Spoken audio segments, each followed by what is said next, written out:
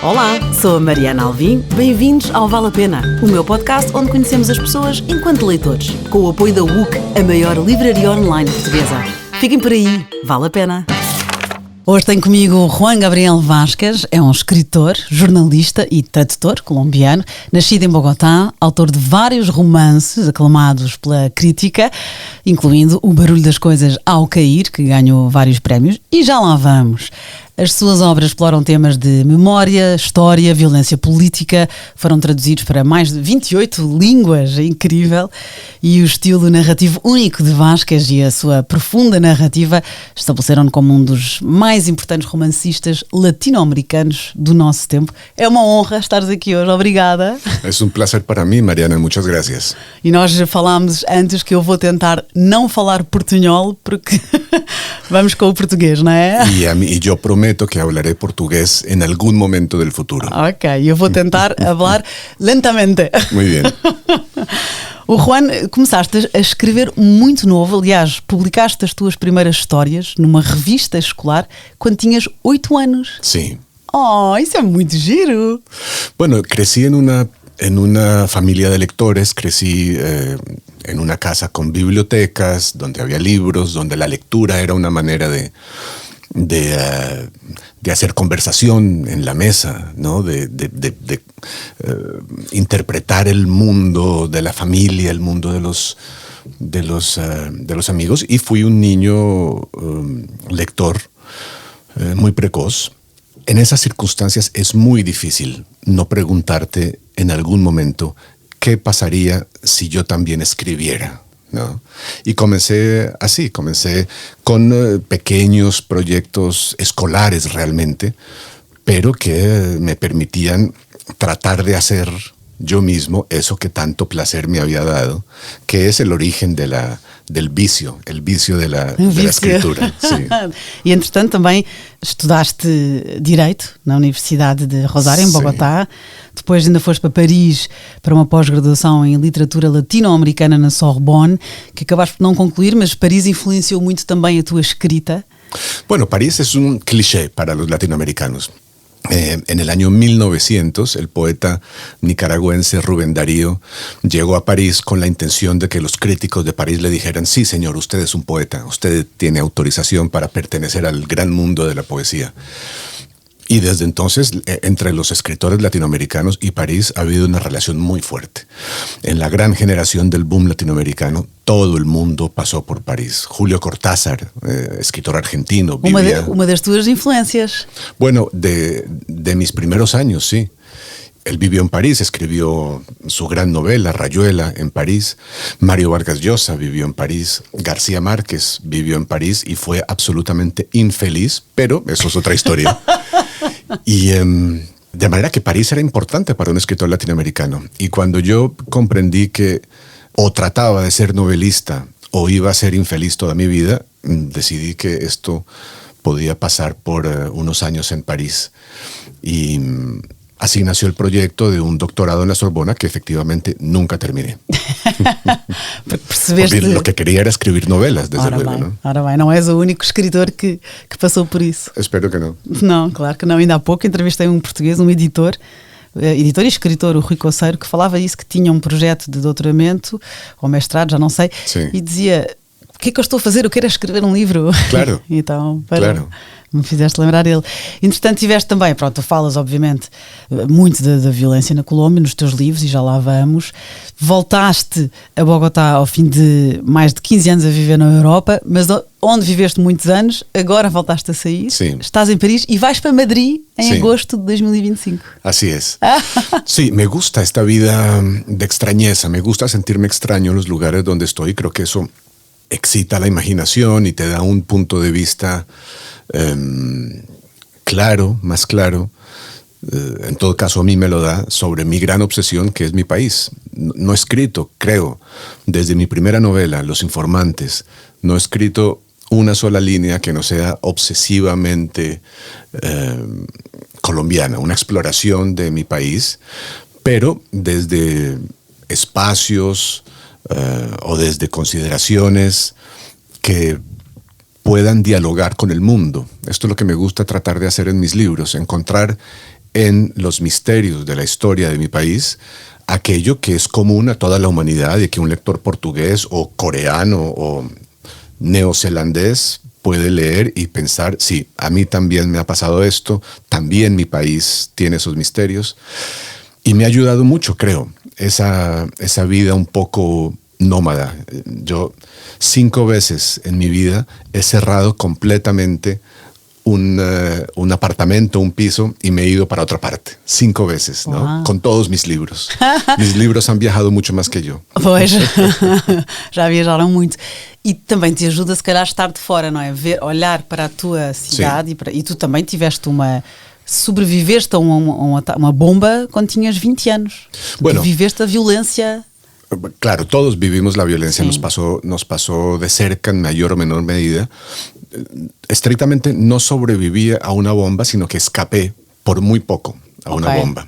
Okay. Era una de las muchas bombas que el cártel de Medellín, Pablo Escobar, pusieron en el año 93, que fue un año especialmente violento. En el mes de enero del 93 hubo en Bogotá 3 bombas importantes. Una de ellas la puso Pablo Escobar enfrente de la Cámara de Comercio de Bogotá.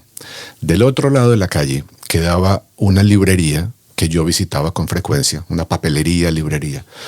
Ese día yo pasé por allí, pensé en entrar a la librería, pero era el primer día de colegio, el primer día de escuela, y estaba llena de niños la librería y sus madres, y los niños gritaban mucho. Entonces pensé, no quiero entrar. Preferiste o silêncio. Sí.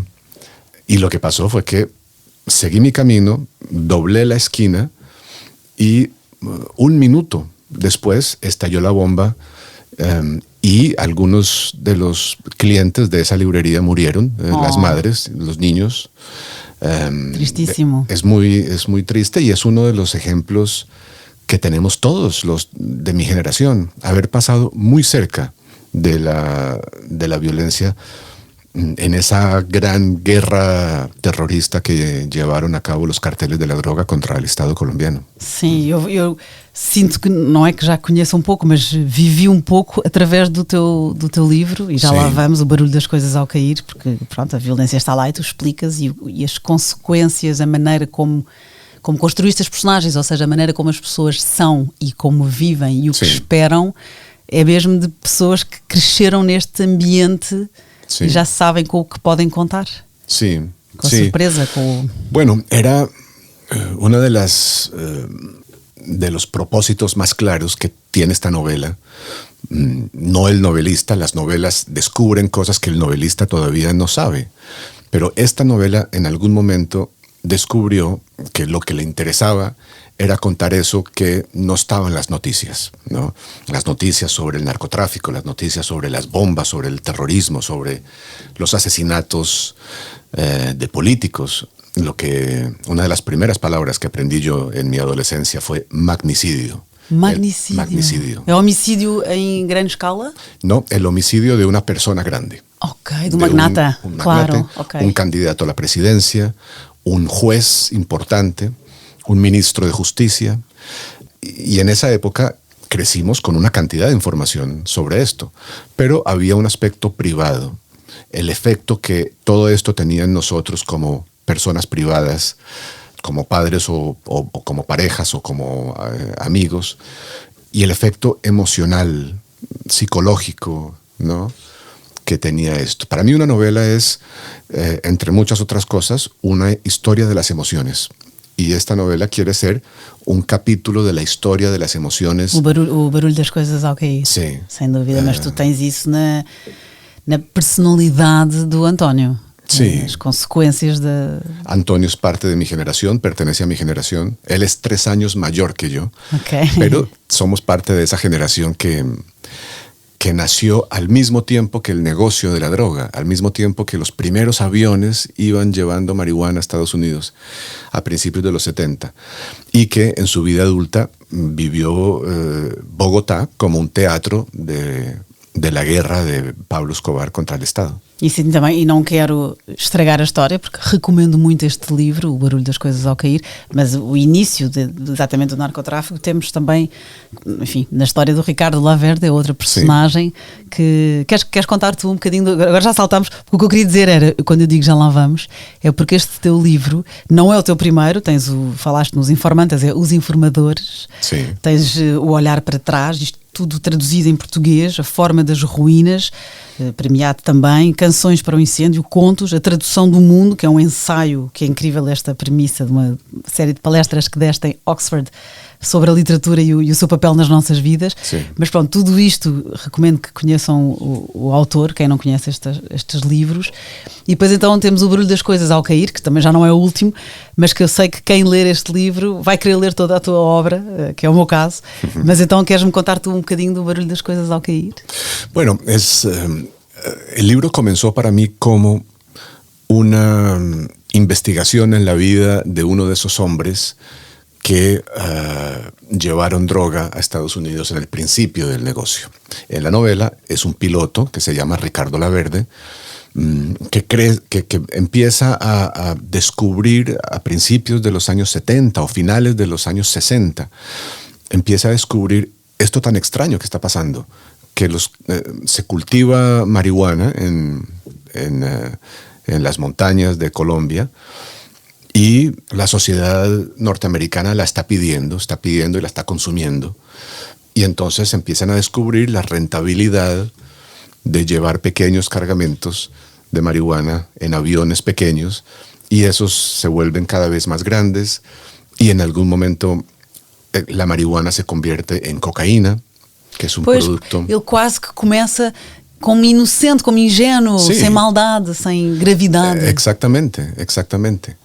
Pero en un momento determinado, todo esto se convierte en el enemigo público número uno para el gobierno de Estados Unidos, y Richard Nixon famosamente declara la guerra contra las drogas, que es una decisión que convierte un contrabando en una gran industria criminal.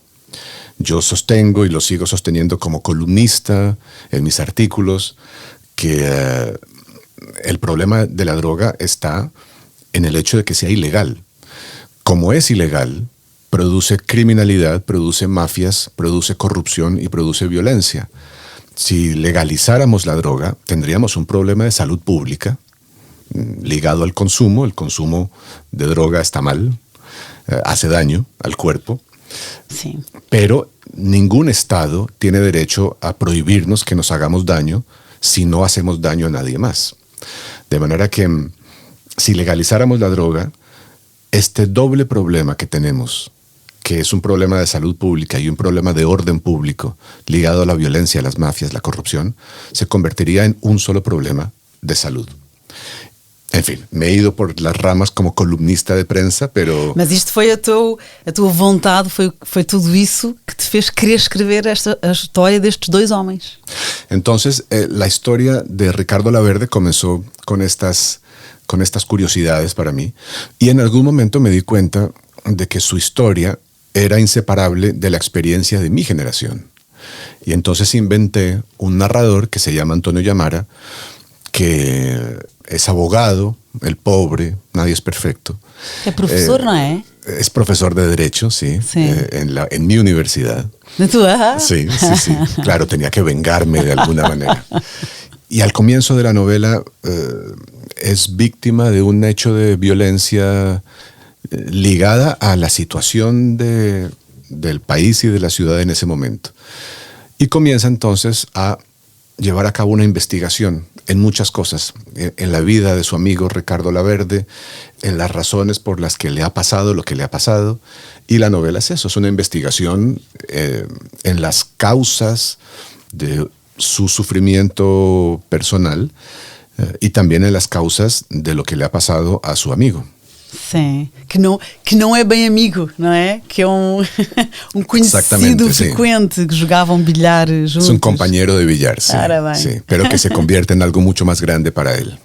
Bom, eu posso ler aqui uma parte do teu livro. Pronto, obviamente aqui há muito mais por descobrir e... Muy bien, me encanta que leas eso. Es una de mis partes favoritas. Como é que sabes que é a tua parte? Reconheceste o capítulo? Sí, claro, el comienzo del capítulo 6, sí. Uau!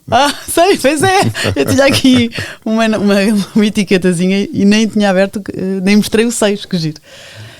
A idade adulta traz consigo a ilusão perniciosa do controlo e, porventura, depende dela.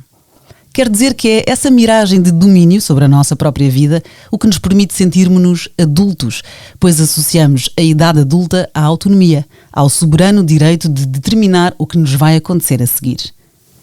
O desengano chega mais tarde ou mais cedo, mas chega sempre, não falta ao encontro, nunca o fez. Quando chega, recebemo-lo sem grande surpresa, pois ninguém que viva o suficiente pode surpreender-se por a sua biografia ter sido moldada por eventos longínquos, por vontades alheias, com pouca ou nenhuma participação das suas próprias decisões. Esses longos processos que acabarão por embater na nossa vida, às vezes para lhe dar o impulso de que necessitava, às vezes para fazer explodir em pedaços os nossos planos mais esplêndidos. Costumam estar ocultos como correntes subterrâneas, como meticulosos deslocamentos das placas tectónicas. E quando, por fim, se dá o terremoto, invocamos as palavras que aprendemos a usar para nos tranquilizarmos. Acidente, acaso, às vezes, destino. Uau! Muy bien, esa lectura está. La traducción es fantástica. Pois é, está muito bem traduzido. Sim, senhor. Eu não consigo ler em espanhol, portanto, ainda bem. Alfaguara. Mencionemos el nombre del traductor. Bem visto. A tradução é do Vasco Gato.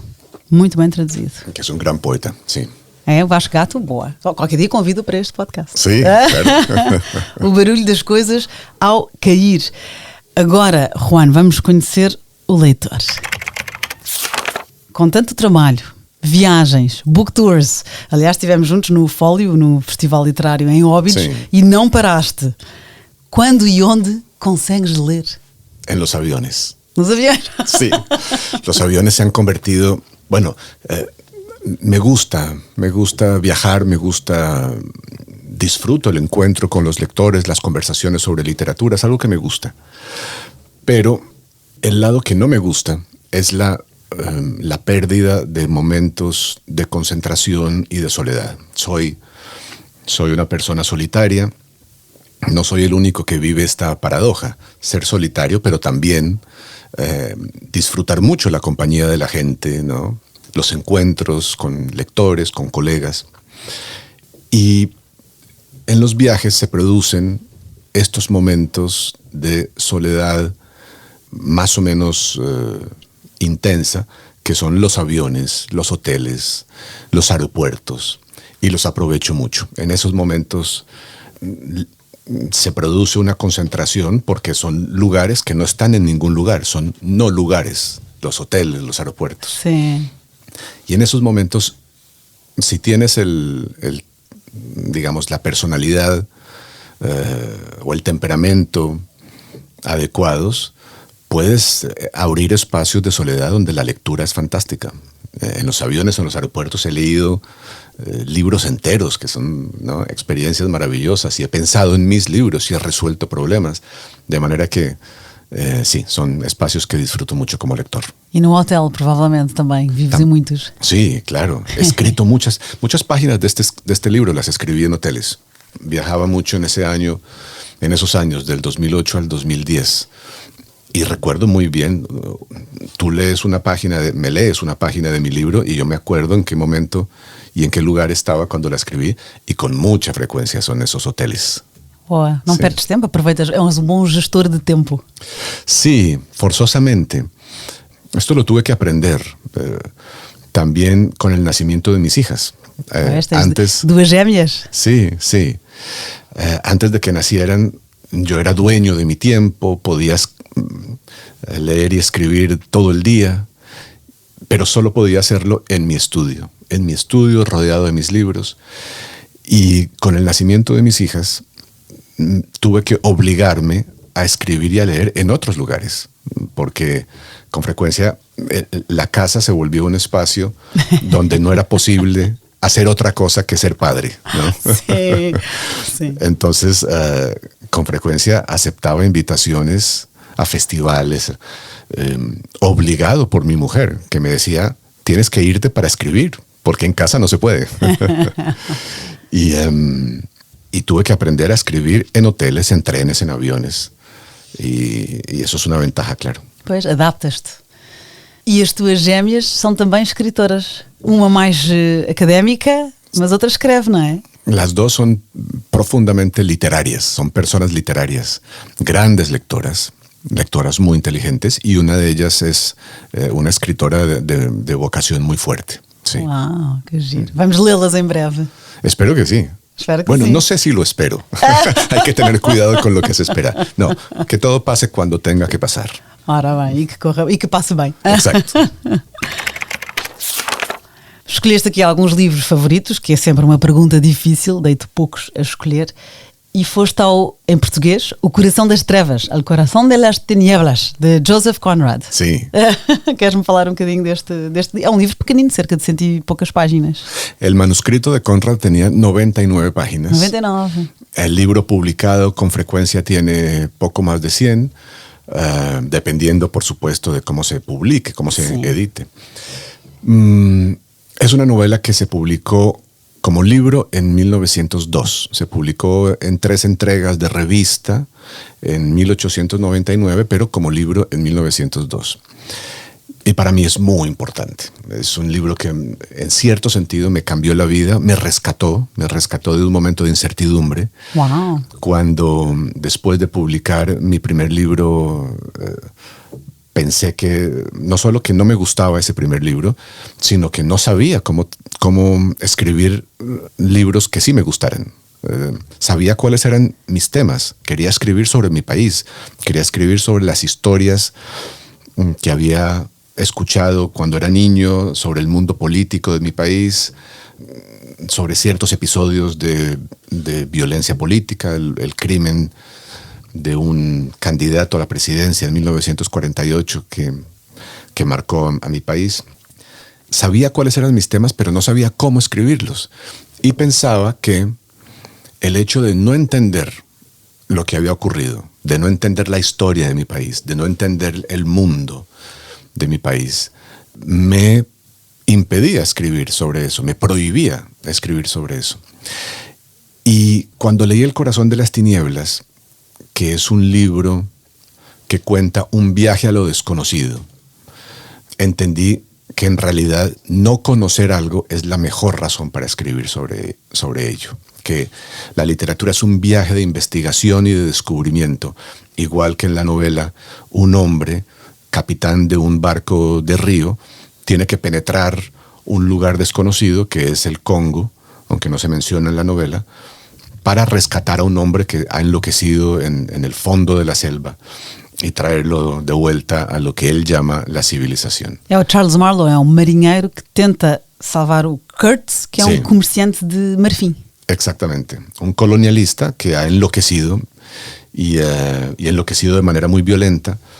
Y la novela es muchas cosas, es una historia metafísica sobre el mal, pero también es una historia muy política sobre el colonialismo.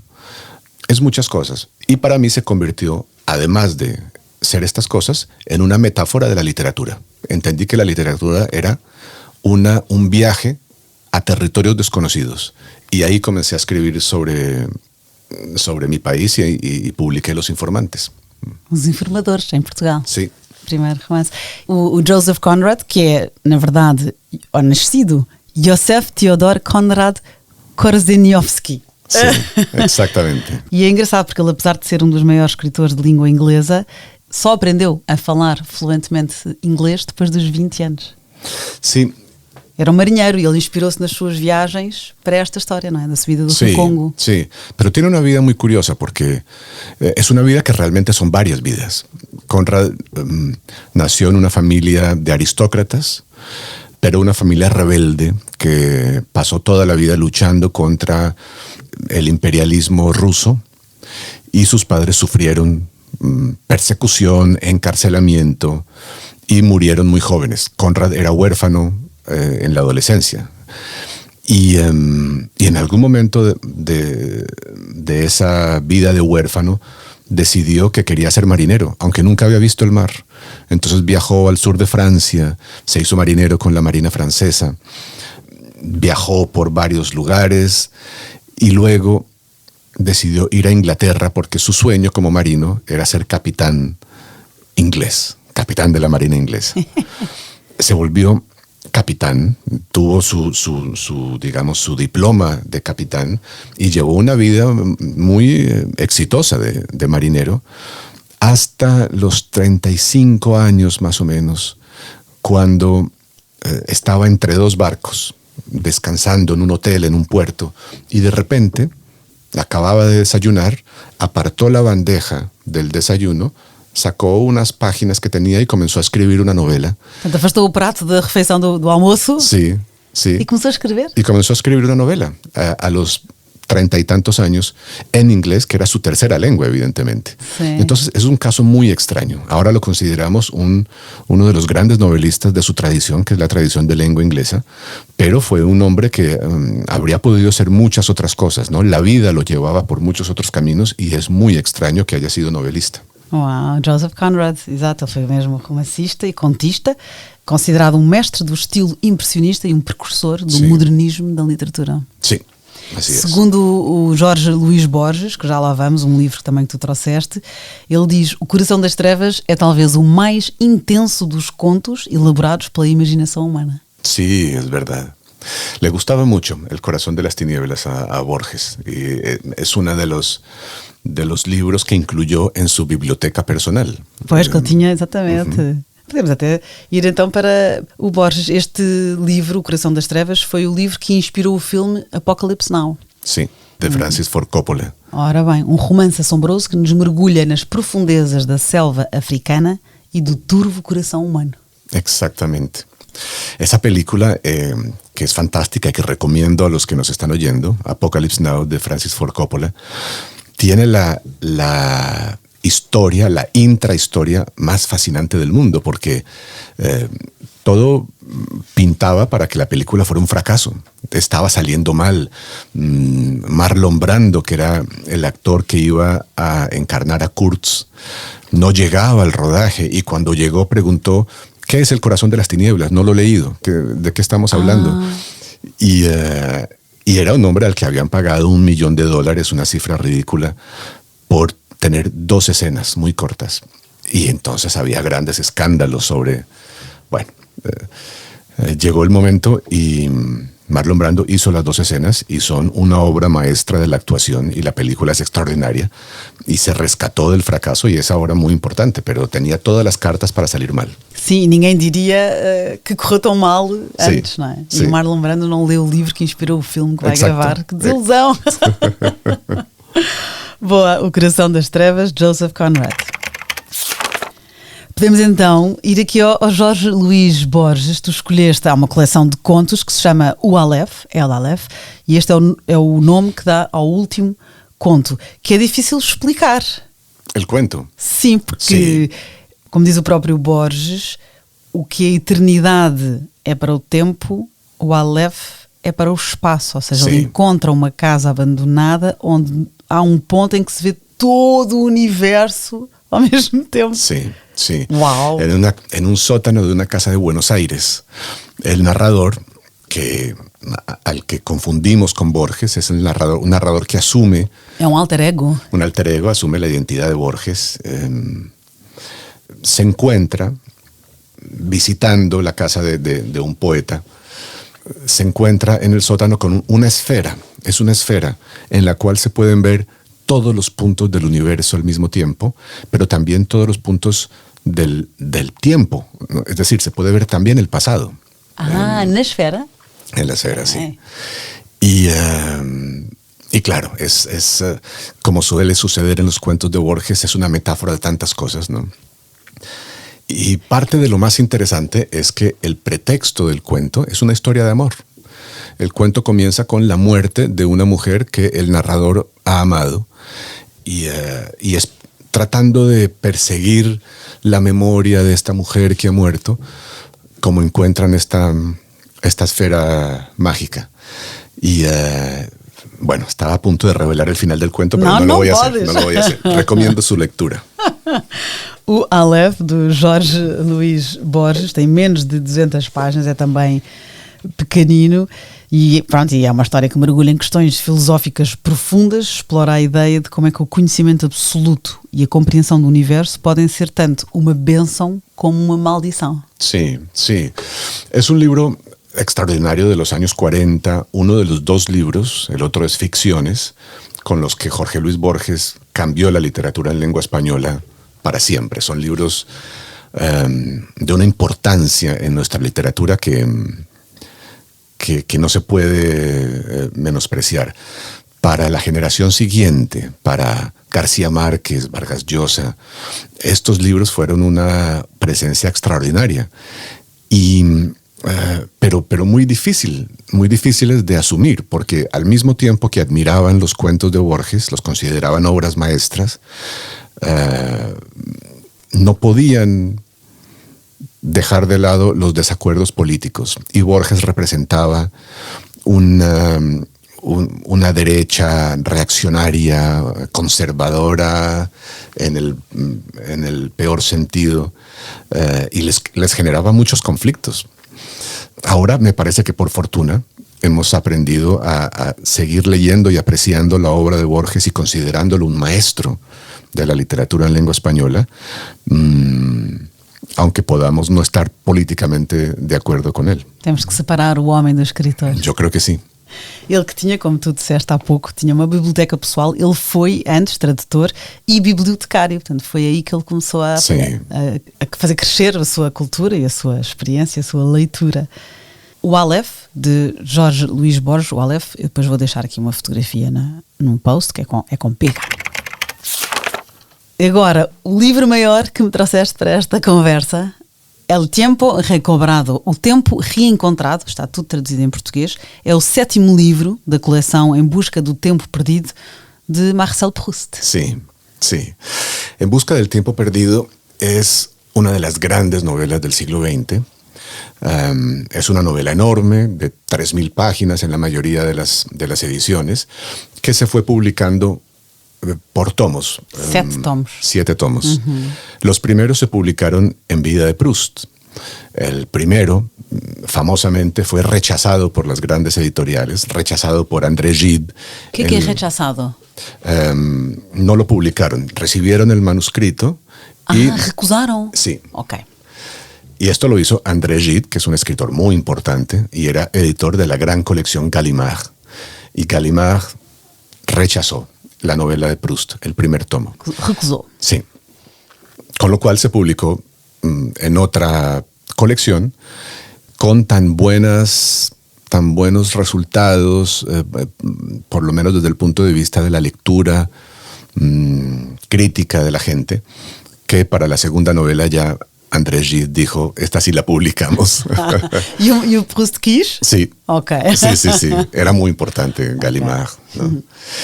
Y Proust alcanzó a ver los primeros tomos de su novela publicados, pero la terminó en la primavera de 1922 y en octubre enfermó gravemente. Tenía una salud muy mala siempre, desde niño. Ficou doente. Ele tinha asma, sofria de asma y otros problemas de salud. Sí. Y murió en ese año de 1922, de manera que no vio la publicación de los demás volúmenes. El último de esos volúmenes, el 7º, que se llama en castellano El Tiempo Recobrado. O tempo reencontrado en portugués. Sí. Le temps retrouvé. Exactamente. Esta es uno de mis libros favoritos del siglo XX, este tomo en particular. Porque en ese tomo salen a la superficie todos los temas que Proust ha tratado a lo largo de los otros 6 tomos. Y en especial un tema que es la creación del novelista, la creación del escritor, cómo nace un escritor, ¿no? Y en ese tomo entonces la aventura de observar el mundo para convertirlo en literatura, de explorarlo, las relaciones con los demás, la vida secreta de los otros, ¿qué es lo que hace una novela?, se pregunta Proust en ese tomo, y las respuestas son apasionantes, yo creo, para un escritor, desde luego, pero también para un lector. Esa novela es una exploración de lo que nos hace la literatura, y para mí es muy importante. É porque o que acontece aqui é que ele ia escrevendo sobretudo sobre a sociedade, não é?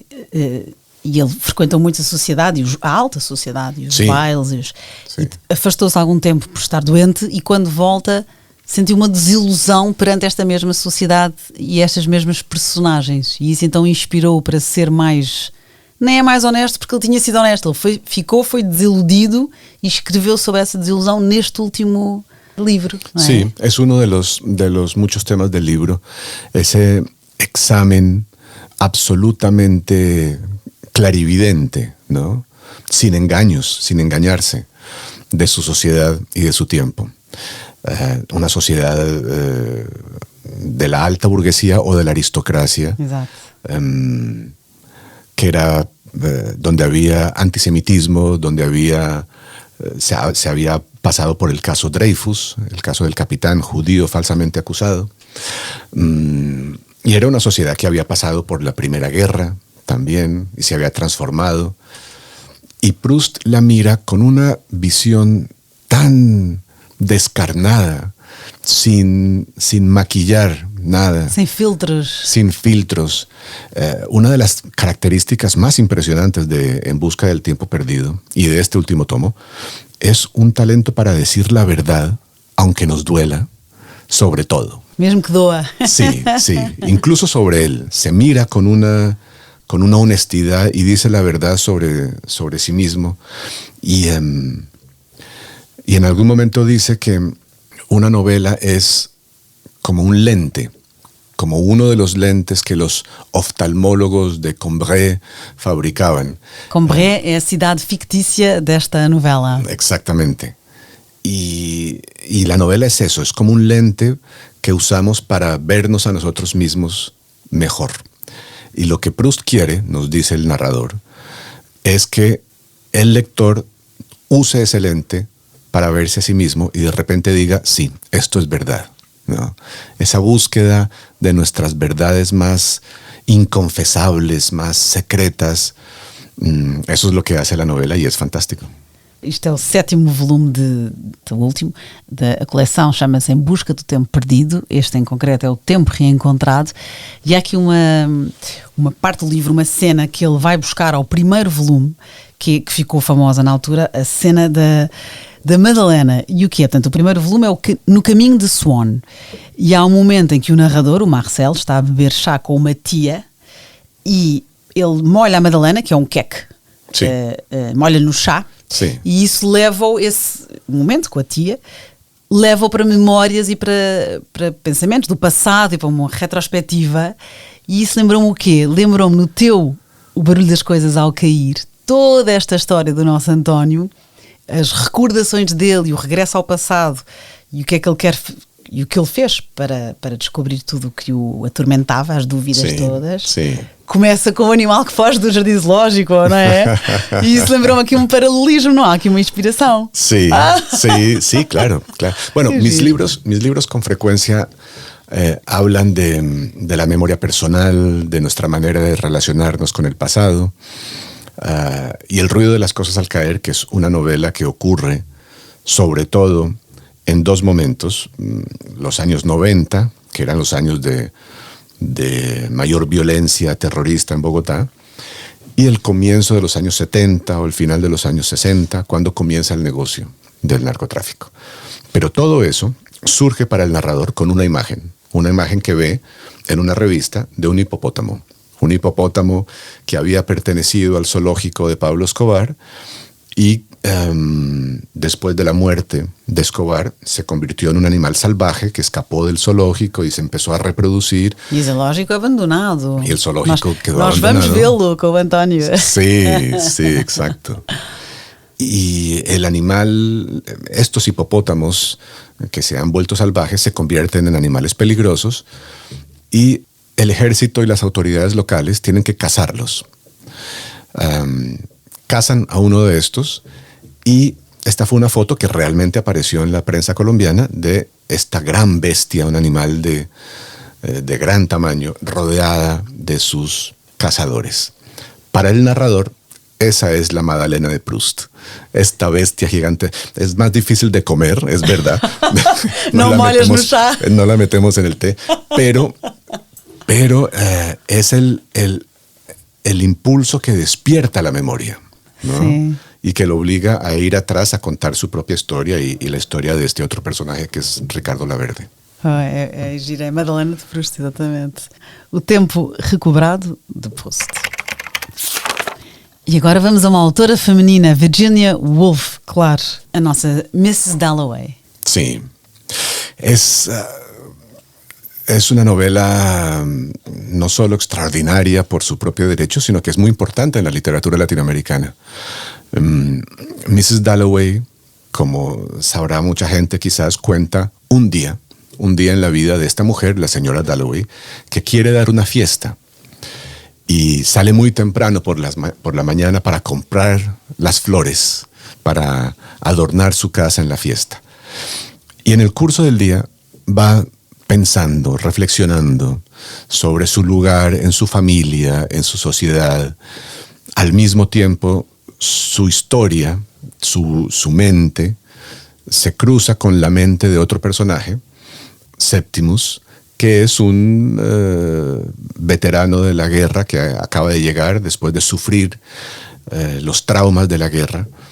Y la novela nos cuenta también su historia, su psicología, y cuenta el destino de estos dos personajes que se cruzan a lo largo de un día. La novela es extraordinaria, nos abre unas percepciones sobre lo que pasa en las emociones, en la psicología de estos personajes que son maravillosas. Pero hay un párrafo en el que el narrador cuenta cómo el personaje ve pasar un coche y se pregunta, el personaje se pregunta quién irá dentro del coche y empieza una reflexión en muy pocas líneas pensando que dentro del coche vaya una persona importante de la realeza, del gobierno, y que habrá desaparecido cuando esta ciudad ya no exista dentro de muchos años, y muchos años después esta ciudad ya no existirá, y etcétera, etcétera. Hay una reflexión en muy pocas líneas sobre un futuro muy lejano. Este párrafo le cambió la vida a Gabriel García Márquez, porque entendió que en literatura se puede manejar el tiempo de esta manera. Y esta frase está para mí directamente ligada con el comienzo de 100 años de soledad, que dice: muchos años después, frente al pelotón de fusilamiento, el coronel Aureliano Buendía había de recordar la tarde remota en que su padre lo llevó a conocer el hielo. Ese manejo del tiempo, ¿no? Ese manejo del tiempo, de en una sola frase ir del pasado al futuro, esto lo aprendió García Márquez leyendo Mrs. Dalloway de Virginia Woolf. Entonces, no solo para mí es un libro muy importante, es un libro que quiero mucho a Virginia Woolf, es como una amiga para mí. Pero aparte es un libro que permitió el primer párrafo de 100 años de soledad, que es uno de los más fantásticos de la literatura latinoamericana. E há aqui uma frase maravilhosa sobre este Mrs. Dalloway, que diz que, pronto, romance que revelou em pleno o talento de Virginia Woolf, a sua perspicácia, a sensibilidade transparente e, sobretudo, isto é maravilhoso, a arte suprema de descrever os segredos das almas. Sim. Não os atos, mas as sensações que eles despertam. Ah, muy bien, fantástico. Sí, estoy de acuerdo. Las novelas de Virginia Woolf, La señora Dalloway, pero también Alfaro y Las olas, son extraordinarias investigaciones en nuestra conciencia, en los secretos que guardamos, en los pequeños movimientos de nuestra psicología, de nuestra sensibilidad. Son unas novelas donde lo más importante no ocurre en el mundo real, ocurre por dentro de nuestras emociones.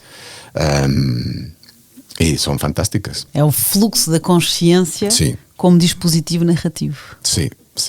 Virginia Woolf, vários, e Mrs. Dalloway. Pergunta difícil, estamos quase a acabar.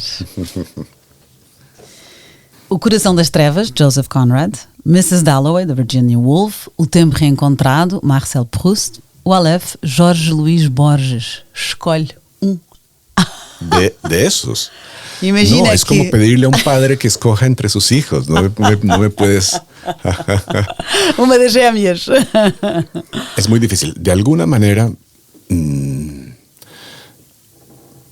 No, porque no dije En busca del tiempo perdido, dije El tiempo recobrado, que es el último volumen. O Tempo Reencontrado, o sétimo volume da coleção. Sí. No lo sé. Tal vez tendría que escoger El corazón de las tinieblas. O Coração das Trevas, Sí, Joseph Conrad. Sí. Creo que es una novela que es una profecía del siglo XX, que pone en escena conflictos políticos que forman parte hoy de nuestra conversación, el colonialismo, la explotación de una sociedad por otra, pero además es una novela donde todo esto tiene también una dimensión metafísica. Es una novela que nos habla del mal humano, de nuestro contacto con el mal, de los demonios que llevamos todos con nosotros. Y además de todos estos libros, es una novela que tiene para mí una característica muy especial, y es que yo la traduje al español.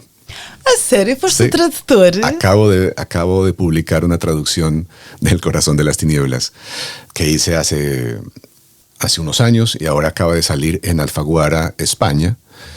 La publica en Colombia también la editorial de mi amigo Héctor Abad Faciolince, que se llama Angosta. E o Héctor vem em breve a este podcast. Y que viene la semana que viene, ¿verdad? Sí, La semana próxima viene. es verdad.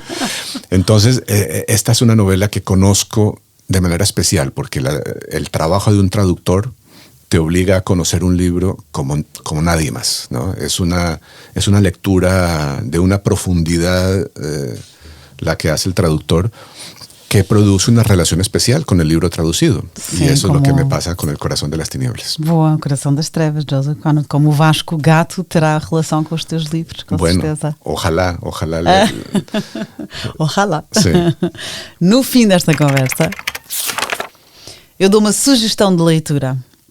E ao ler-te e depois ao estudar as tuas escolhas literárias, há um livro que eu li há uns bons anos já, até trouxe para te mostrar, mas está podre. ¿Sabes qué quiere decir está podre? Muy Sí, usado, muy gasto. Sí, sí. Qué bueno, como deben estar los libros. Está bien, sí. Sí, pero esta está um pouquinho de mais.